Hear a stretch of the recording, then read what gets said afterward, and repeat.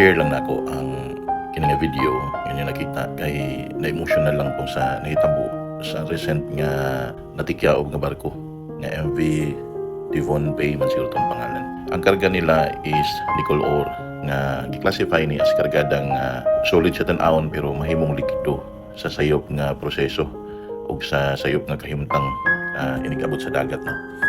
So maunang peligro kayo sa barko, ini-qualify na ang tubig musaka sa tunga kay solido man na ang kargada. So mawala ang friction sa mga particles mao na nga ang kargada mahimong murag sabaw imbis solido. Ang kargada mulihok padaplin sa usa ka side, inig mahitabo na siya unya ang barko dili na pantay.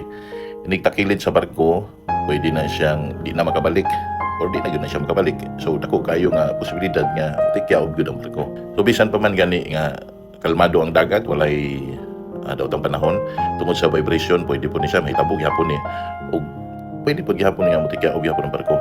Pero kining tanan adunay mga standard procedures. Unya labi na di ni masunod na ay mga misdeclaration sa kargada, particular sa naigitawag nga TML or transportable moisture limit.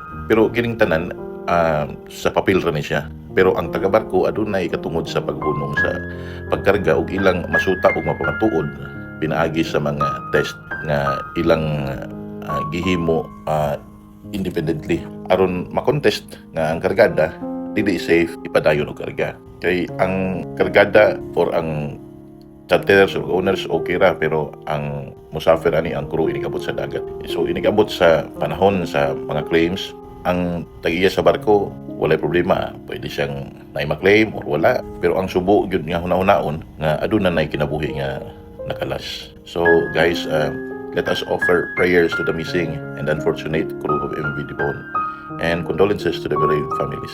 We pray.